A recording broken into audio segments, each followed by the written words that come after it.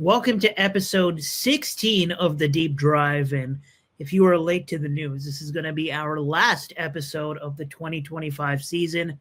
I'm your co host, Ahan, and for the last time in 2025, my co host, Max. Max, how's your Halloween? How is your your unbiased World Series watch?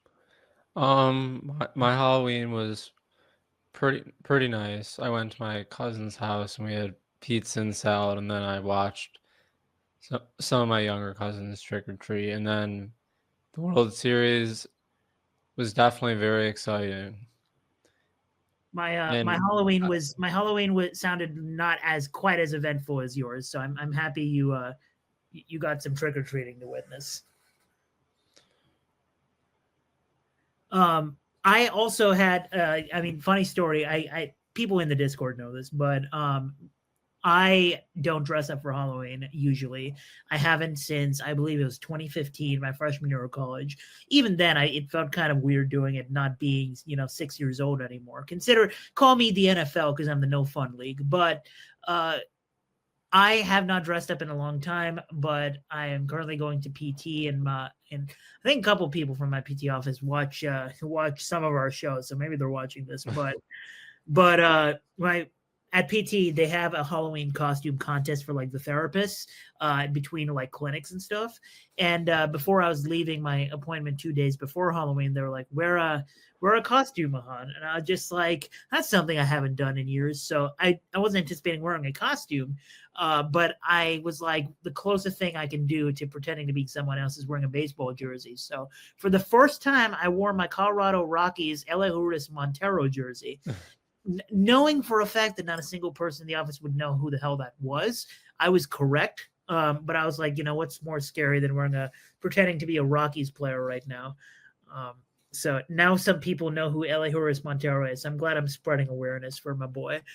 But all jokes aside, I mean, we're in a lucky time right now that first time we're doing a baseball podcast together. We get to talk about not just the World Series, but like arguably the best World Series we've seen in our lifetimes. Not an exaggeration to say it could possibly be one of the best championships in American sports history, just given how it panned out, the kind of town we got to see with very few injuries that caused players to be ruled out, which is a complaint I always have with like the NBA, whereas like stars always seem to be missing games in the playoffs, which is not great. But there are some injuries on both sides, and people seem to fight through them and play at a high level. So I want to definitely talk about the World Series. Just any thoughts from your side on the Blue Jays first of all, just because like it's hard not to feel sad for like the fans to a certain extent, because not just the history of them not being there for 32 years, but the fact that they were up 3-2 in the series. They were up in the ninth inning of Game 7. Just that alone, like I feel bad for Blue Jays fans, and many of them I know personally, and they're nice people, and I've been checking in on them. So I don't know, any reactions for the Blue Jays.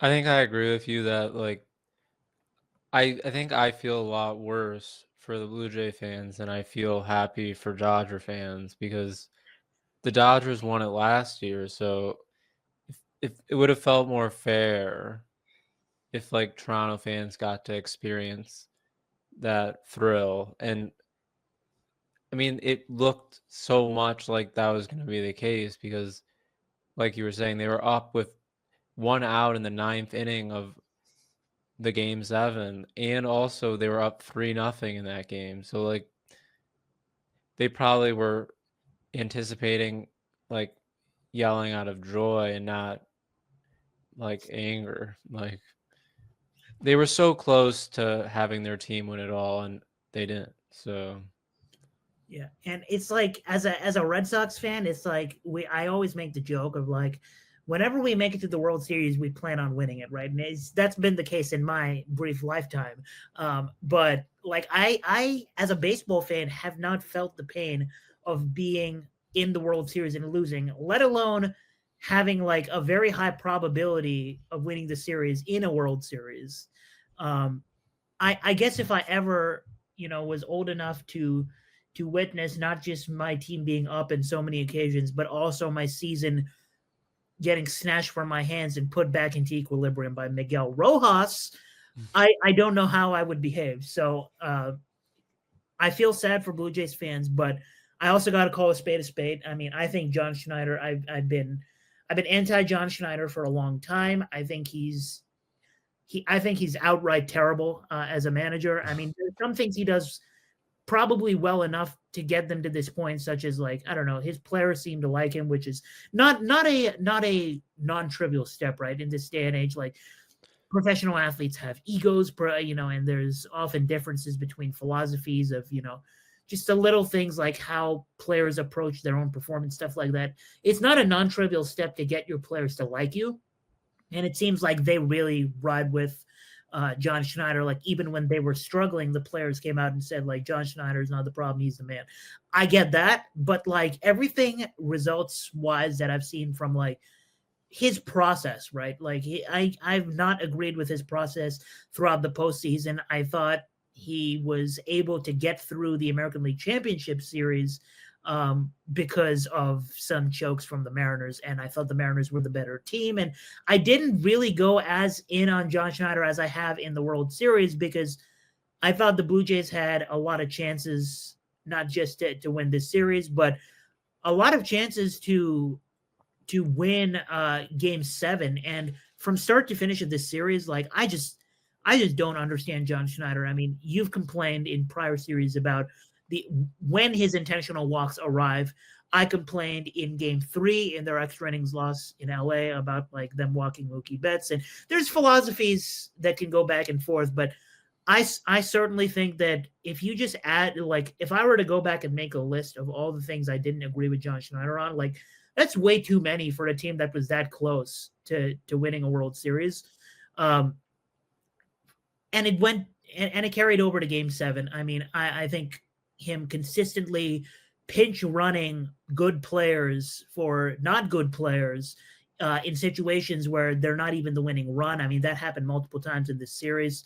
I thought that him bunting several times in the series in non-bunt situations, you can be giving away outs, and that happened in, I believe it was the ninth inning, or maybe it was extras, but one of the late innings in Game 7 where he was giving away outs, and it wasn't even the part of the order where you trust the guys to drive in that runner on third base.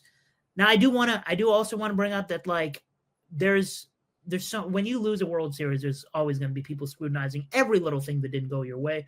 I'm not going to be that guy that says, like, every decision that didn't go their way was incorrect. I'm actually criticizing some moves that did go their way, and I just think the process was wrong, right? Like, I think we can both agree that we're here to evaluate process, not result. I definitely thought that John Schneider left a lot to be desired. I feel like Dave Roberts, himself made a lot of poor decisions in this series, but he made enough good decisions, such as Dave Roberts' management of the bullpen was unironically, like, I say bullpen, but his pitching staff in Game 7 was unironically pretty good. I was surprised Blake Snell started the inning that Yamamoto came in and started cooking. I was surprised Blake Snell even started that bottom of the ninth with Vlad, and then the lefties do up. But, it worked out, and I think besides that, I was happy with what Dave Roberts did in the last couple of games of that series, and I can't say the same of John Schneider. I'm not going to go back and scrutinize Isaiah Kiner-Falefa's lead off third base, because I think the lead was not the problem. And people forget sometimes the basic things about baseball. Like, you gotta be equidistant to the base as the third baseman. People forget that, or clickbaiting with, like, Isaiah Kiner-Falefa's lead cost them the World Series. I don't think it's fair to put it all on that. I don't think it's fair to say run through the bag, because you're taught to slide and avoid illegal collisions, et cetera, et cetera. And the list goes on. I think if there's someone I were to blame the most in this series, it's absolutely John Schneider. So that'll be the last thing I say about John Schneider this episode. I hope we can move on. But if Blue Jays fans are upset with John Schneider, I don't blame you. And the funny thing is, maybe you're correct to blame John Schneider, and I think some of his moves have been bad, but like that's what always happens in sports is that the manager gets blamed and then they get fired. Which I mean, I've addressed before, like the whole I've used like the phrase the culture of scapegoating is an epidemic, right? Like I've used that phrase before, and I don't think everything miserable that happens to a sports team is the manager slash head coach's fault. Loki Carly, what's up? Welcome to the stream. I don't think that I don't think that managers get enough credit sometimes for the impact, the positive impact that they have on games, and they get a lot of scrutiny for the negative impact they have on games.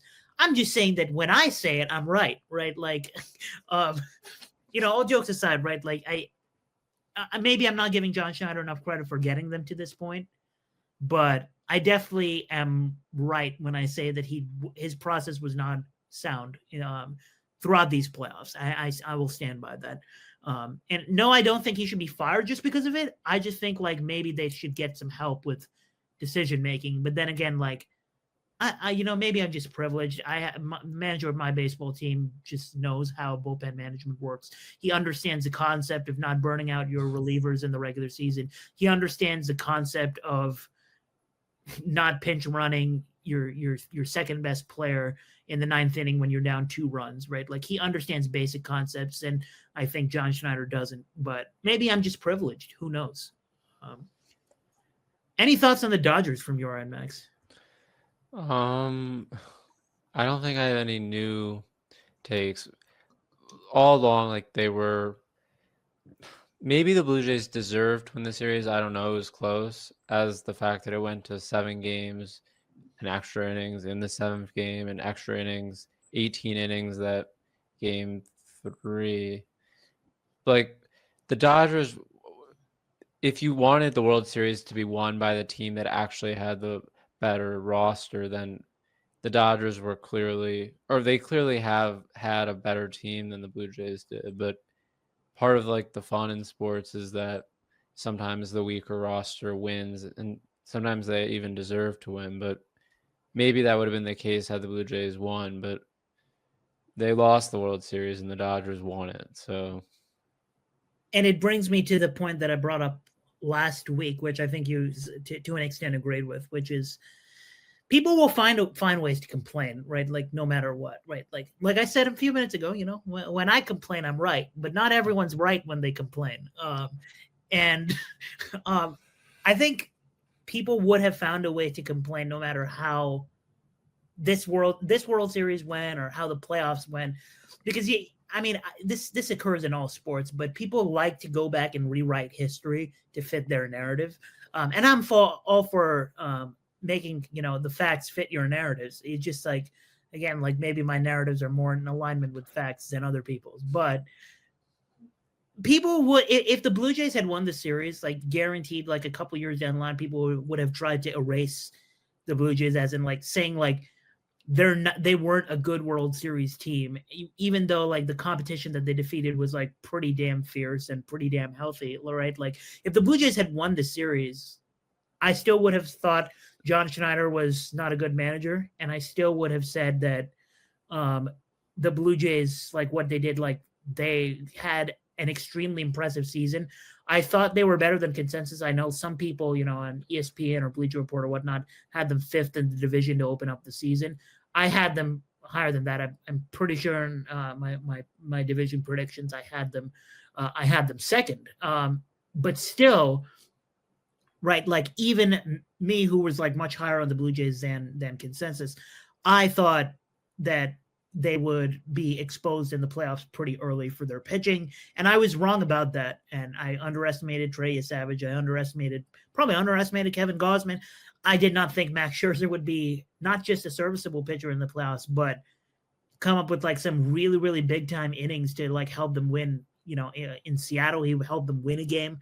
So I definitely underestimated them. And I still would have not tried to rewrite history and say, tried to downplay what they did. I would have just had to admit that I underrated the hell out of the team that won the World Series, right? So, I live in a time where like the Nationals are my National League team, and like in 2019, what I witnessed from the Nationals to win that World Series first, like I kind of expected them to have a deep playoff run. I picked them to win the National League in my playoff bracket that year. Back when I was making good brackets. But like I'm now old enough that in 2025, people on Twitter try to go back and erase the Nationals and just outright forget just how dominant that team was from a roster standpoint. And the regular season kind of didn't go their way, and people, are failed to admit that that Nationals team was really damn good. And when all those players retire, people look and be like, this team had so many Hall of Famers. Why did we kind of erase them from history? So I feel like if the Blue Jays had won the World Series, people would have tried to erase them from history. And I would have not have appreciated that. So on the other side of it, I feel like instead people get to complain that the Dodgers have won back-to-back championships. Like you just said, like, I think a lot of the fun in sports is the fact that you get a brand new champion every single year these days for the most part. And I certainly understand rooting for the underdog. I root for the underdog most of the time as well. In this case, I was neutral. But, I did predict Dodgers in 6. I mean, going back in time now, given that this happened, I'm pretty damn happy about the way the World Series panned out. Yeah, you needed the Dodgers to win. I needed the Dodgers Don't to say win. you were neutral. I mean, I was neutral to an extent of like, I took a plus 3,500 bet, right? And it's like, I'm not waking up the next morning thinking, oh yeah, my plus 3,500 bet has real life.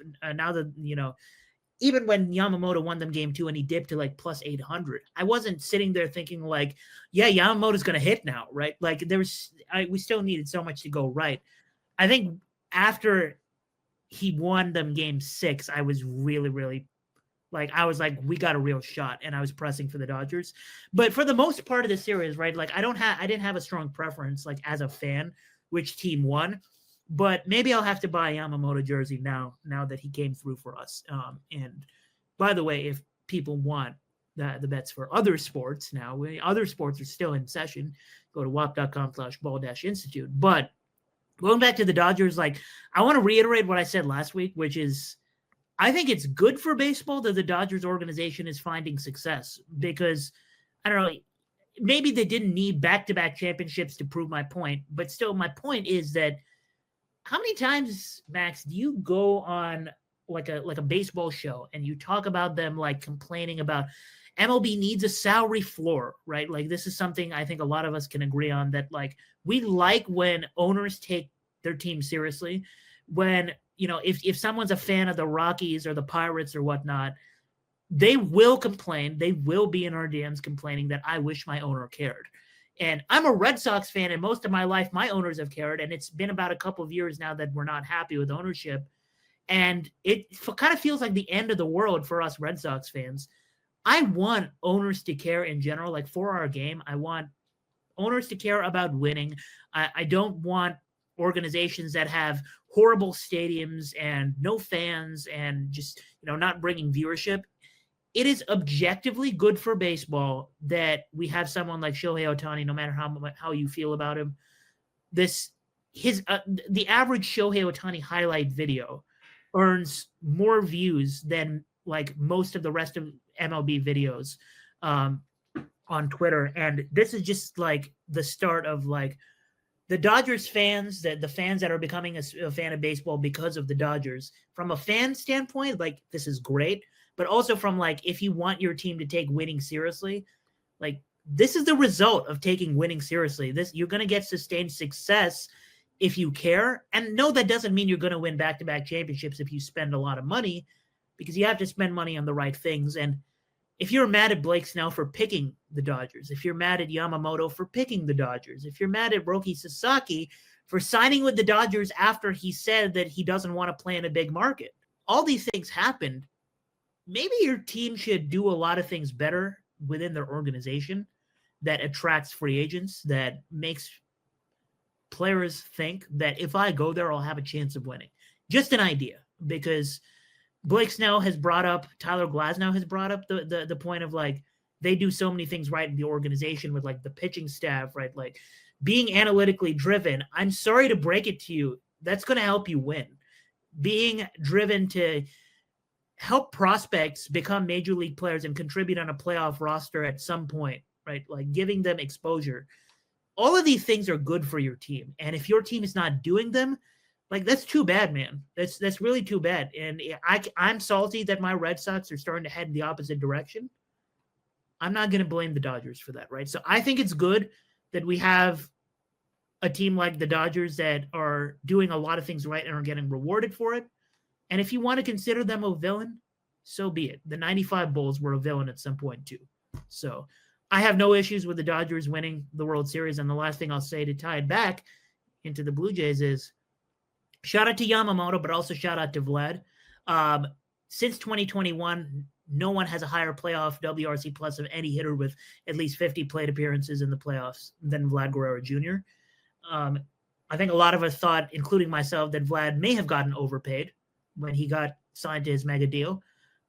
Yamamoto, I know Josh Reddick was tweeting about it. That's the popular tweet, but many people were like, how is this guy not made a major league start? And you're giving him such a huge contract.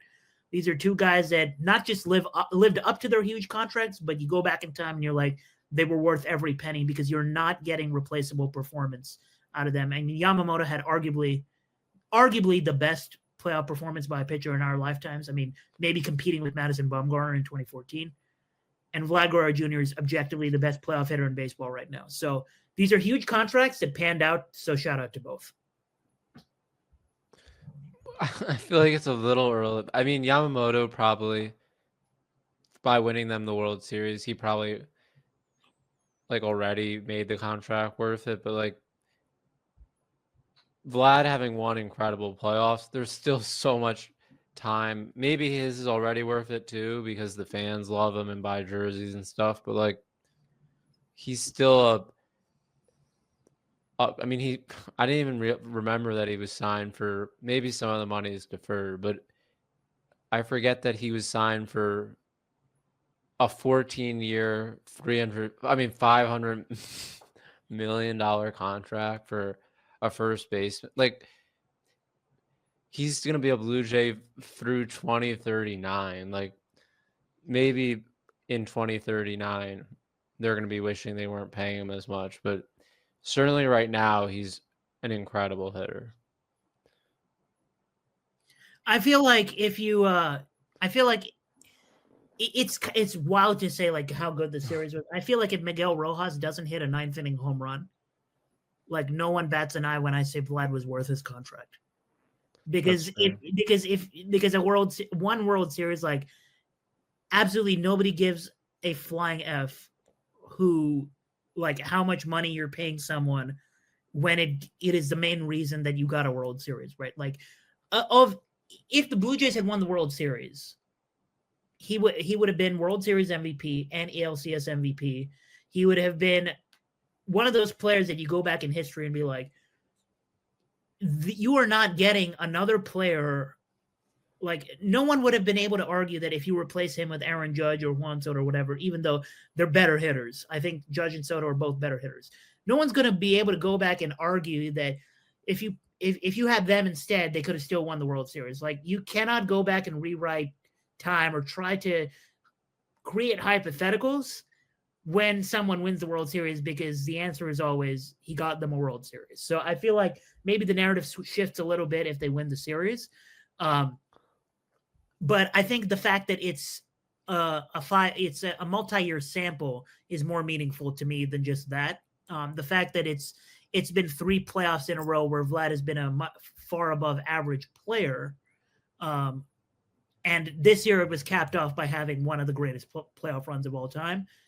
That I feel like I'm ready to take my L when I said that Vlad was not worth that money. So at the very least, I'll take my L. And if he sucks towards the end of his contract, maybe it'll work out for my Red Sox. But I feel apologetic already, if that makes sense. So. Fine. Just what I like to hear from you. When you say fine, we could come to an agreement on that. We've had 15 shows of the deep drive before this, and I want to talk about some of the stuff we've said in prior shows. I feel like we've talked so much about our bad takes. I mean, we're both of us are so quick to talk about, address bad takes that we don't really get to scrutinize the takes for which like the book is still open or the takes that were outright good. So it, to pay homage to the time you've spent with us for the last couple of months, let's talk about some of our past episodes. Um, we've had takes that the book is still open on, so let's address those first. Um, any takes that you want to, I see one in the notes from episode 1. Any takes you want to call out either from your end or my end that you want to recap and maybe close the book on now? Sure. So in the first episode, we both named, later you're going to talk about yours, but the one like breakout guy I picked, like breakout quote unquote, was Dylan Cease.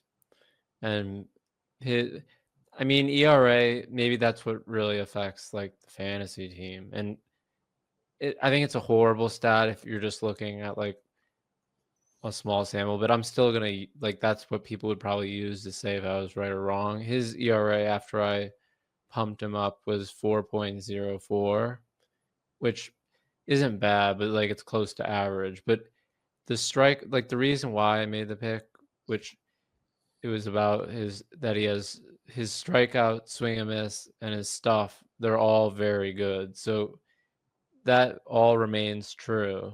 And he actually pitched really well in the playoff game against the Cubs. So I still think he's a number 1 or number 2 starter, even though he still was giving up runs in like it was basically the pretty much the second half of the year. And then also you predicted in that episode the Tigers and the Giants to play in the World Series, which did not age so well, but at the time it wasn't such a crazy prediction. And then the other things that I wanted to mention in episode 4, I was excited about Jake Bird, who the Yankees traded for, but he had a few bad outings. He got sent down and he didn't ever fly back up to the majors. And he was walking a lot of guys in the minors. So that was just weird because I think even the Yankees, when they traded for him, at least someone thought he was a good reliever, but then all of a sudden he can't pitch in the. They didn't feel like they wanted him to pitch in the majors anymore, which that was weird. And then some other thing, I still like Max Kepler. Like I think he's maybe a good hitter still, even though his like weighted runs rated plus was like 90. I still think he's a good hitter, and I could see him maybe signing with the Dodgers. I don't know. And then another thing, I was looking back at episode 12 when we were recapping the wild card series. I still can't believe how the Reds managed their pitching in game 2 when Zach Littell pitched like multiple times through the order and they barely used Lodolo. Like it's hard for me to take them seriously after I saw that.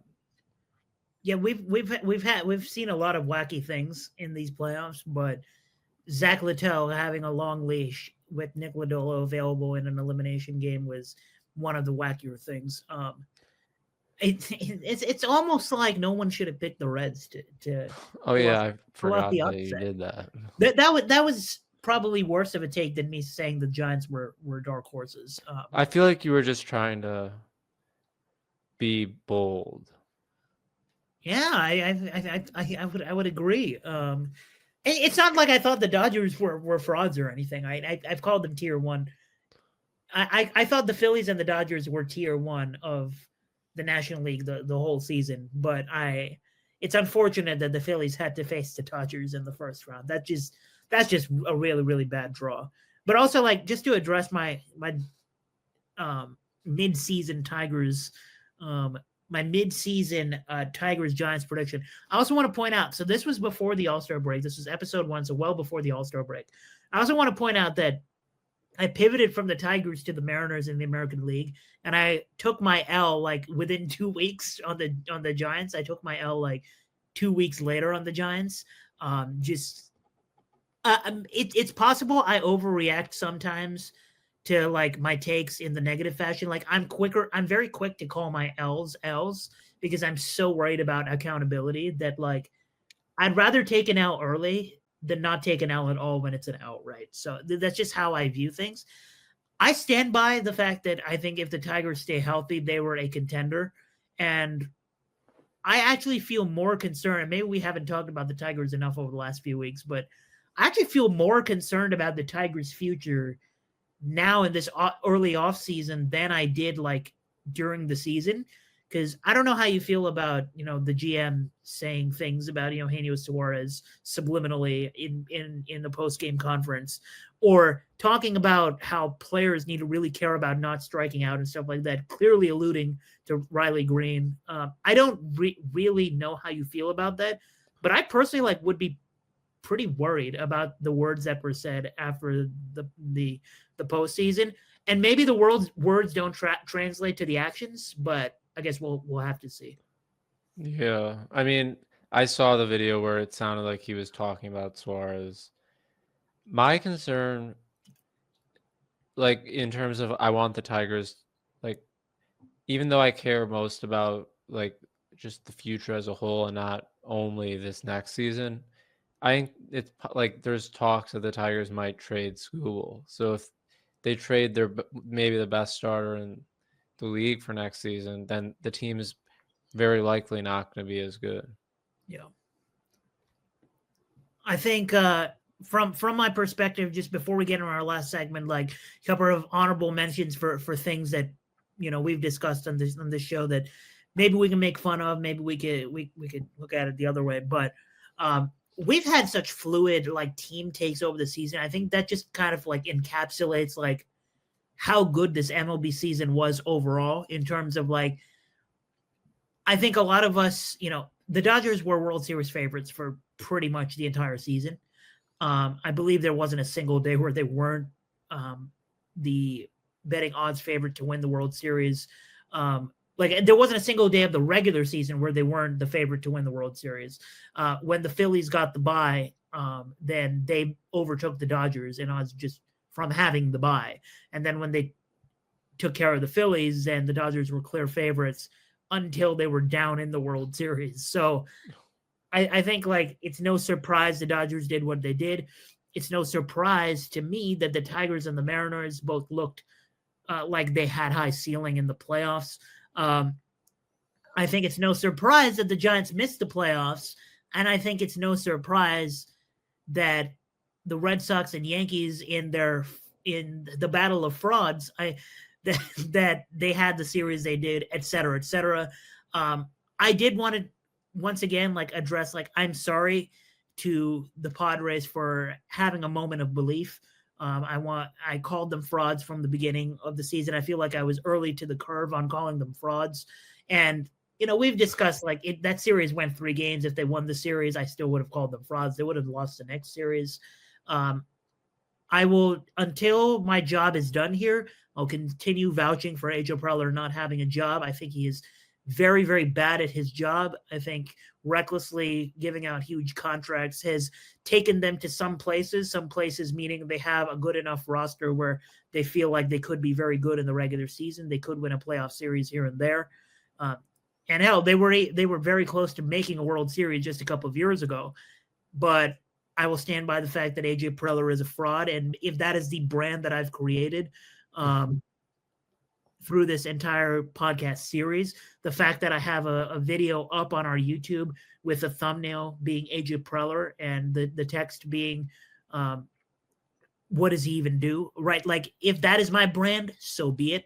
I'm anti AJ Preller. And shout out to, I guess, like both of us for just like pointing out the obvious frauds, right? Like you got to take the layups when you have them. And the layups were that the Brewers were a complete mismatch when they finally faced one of our tier 1 teams. The Guardians, I thought they might squeak to the limping Tigers. I apologize for that. I've apologized to you already for that. I mean, they didn't even belong there. They didn't even belong in a series against the Tigers. So we hit some layups. So let's pat ourselves on the back for that as well on some of these teams. I think it's pretty funny timing that today Shota Imanaga, the Cubs opted out of his contract.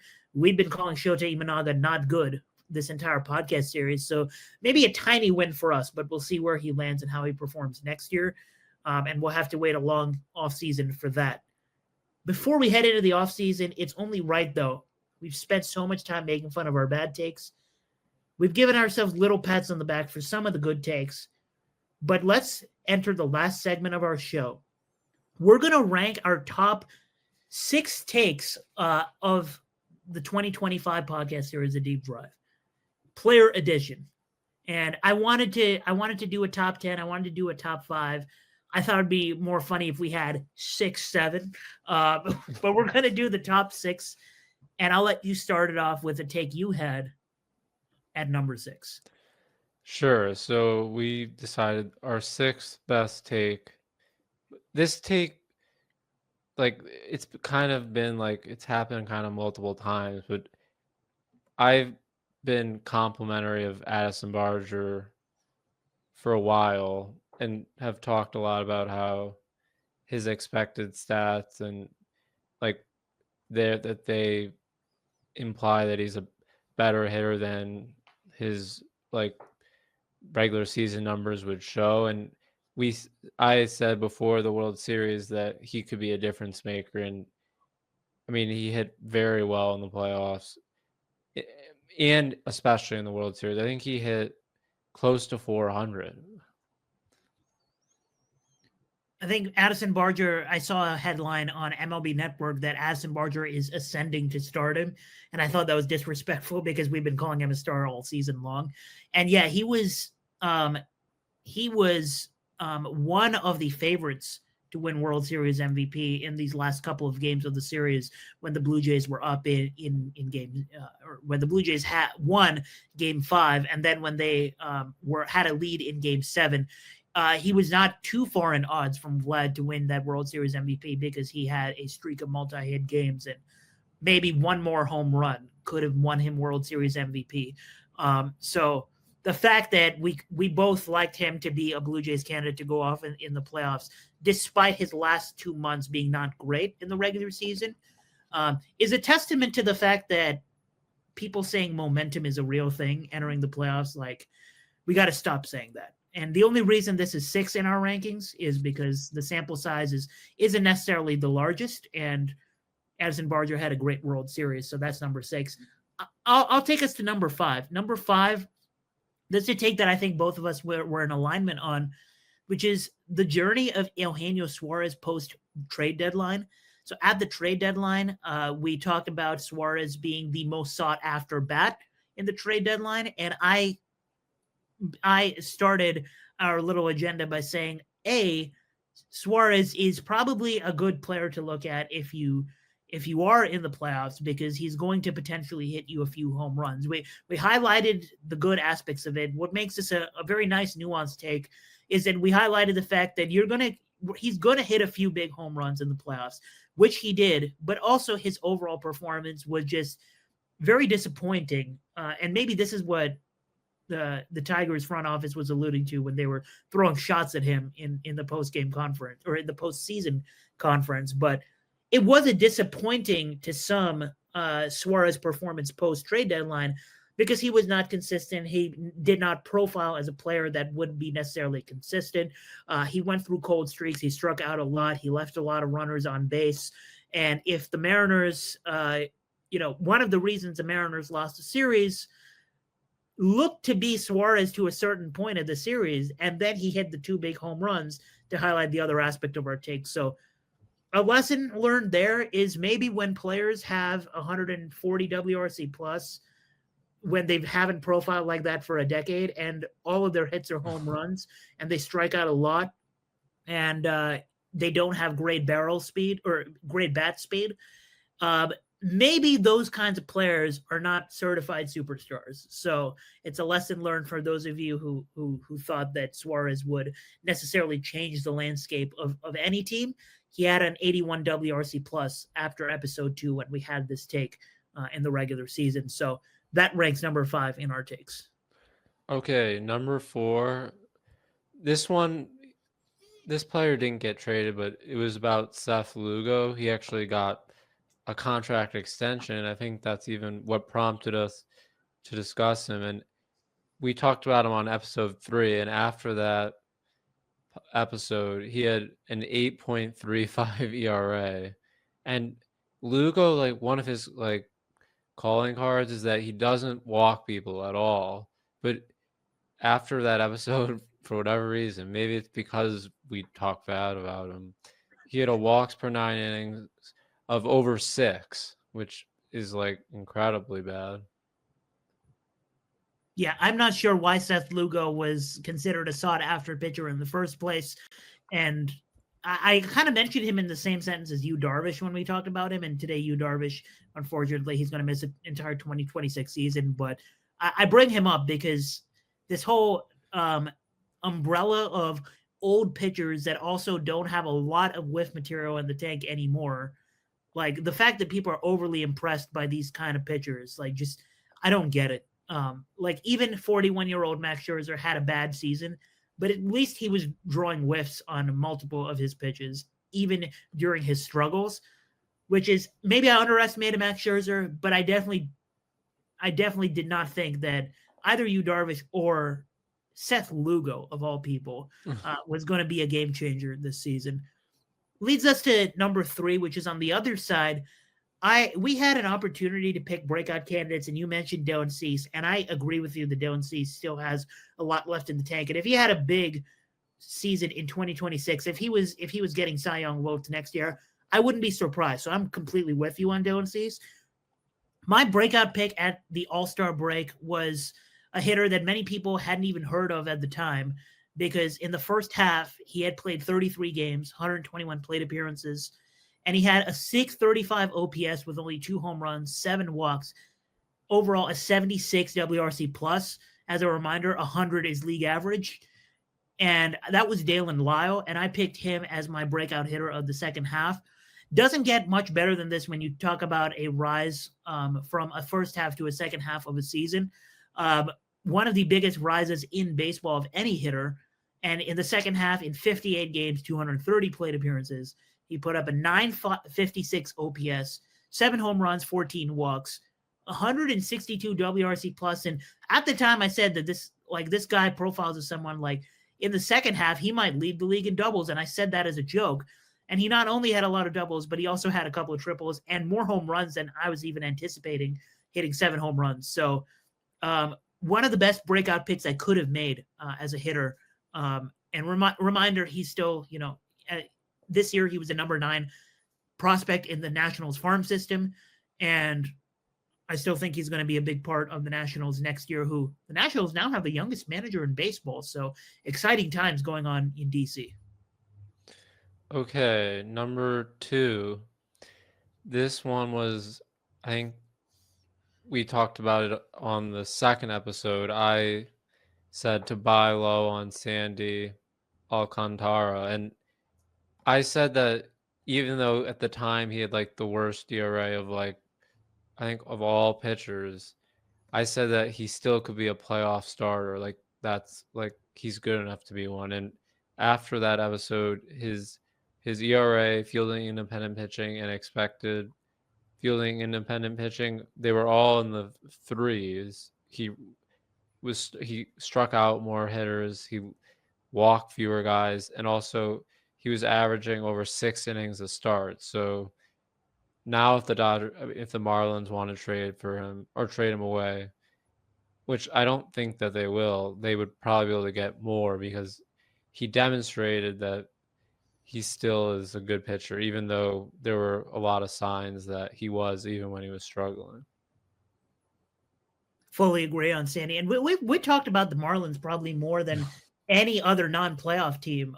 And the Marlins still have some nice pieces. And that's even without having to talk about Kyle Storrs, who's one of my favorite players in the league right now. So Marlins have a nice little future ahead of them.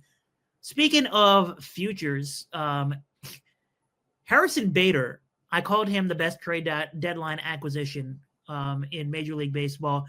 And you can make an argument that he was in the second half of the season. with the Phillies. So since he made his Phillies debut on August 1st, there was a point where he had 149 WRC plus as a Philly that went down just a little bit towards the end where he was dealing with some injuries. And in the playoffs, he didn't really have much of an impact because of that injury. But at the trade deadline, I said that, yes, some batted ball event regression could possibly be due, but you move 117 WRC plus bat with the Twins, and you move him to a lineup with much better protection and already with elite defense. And that player had a 70th percentile or better barrel rate, bat speed, that's above average, arm strength, and sprint speed. Like, this is damn near a 5-tool player.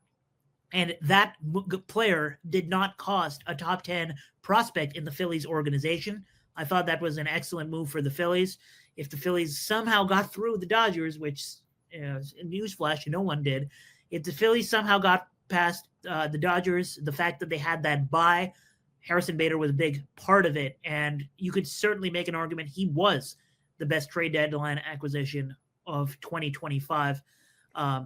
Some other candidates for that as well. But I personally rank that as my best take over the Dale and Lyle take, just because the kind of perception that Phillies fans had of Harrison Bader just in general, but also the kind of the perception that people had of the trade deadline. And Harrison Bader wasn't even mentioned by a lot of mainstream outlets as a good trade deadline acquisition, let alone the best one. So I feel pretty good about that one. Max, you've spent the last few months with Ball Institute. You're our first content creator, right? Like, I started Ball Institute a few months ago. We made the Discord monetized a couple of months ago. And I had a vision for Ball Institute that we're starting to grow into right now, which is not just, getting bets in our Discord for every sport, but also content that y'all can watch and y'all can learn from if you're not as tapped into the sport as we are. We have people watching our YouTube videos. We have some people watching our YouTube shorts, and we're going to have more content on the YouTube and stuff going forward. But this podcast, would not have been possible without Max every week just coming in with, preparation, just not just ready to fight me on Mookie Betts, not just ready to check me when I get a little too excited on something, but just your dedication to writing articles as well. A lot of people found your articles very useful. We dropped those in the Patreon for free and then put them in the Discord as well. So for your dedication the last couple of months, it's been an absolute pleasure being a co-host with you. Do you have any final words? Yeah, I definitely enjoyed doing the podcast with you, and I am grateful for my time at the Ball Institute, and I imagine that you will continue to do great work. Thank you, Max. Speaking of great work, I agree. We will do some great work, and it's only possible because of the team we do have. Shout out to our video editor Andy, our graphic designer Andre, just absolute great people. And we have, with Max leaving, someone else joining the team to be a content creator. We're going to make that announcement on Twitter today, so go check out my Twitter for that, all things Ball Institute. But please, if you like baseball and you want to follow Max in his future endeavors, go follow him on Twitter. And I'm sure the future endeavors will not just be baseball, a lot of baseball in your near future, but also just great things for you going forward. You're genuinely one of the, I make fun of you sometimes when you have a bad take, just because I allow you to make fun of me when I have a bad take. And maybe your bad takes are only just the Yankees and Mookie Betts, but all jokes aside, you're one of the smartest people I know in the baseball space, and you're going to do great things. Go follow Max and follow him on his journey. But for the last time, this was the Deep Drive on the Ball Institute Network. We will see you back on Twitch and back on YouTube for more podcasts in other sports. And for now, join wap.com/ball-institute for all the updates, and we'll see you in the next one.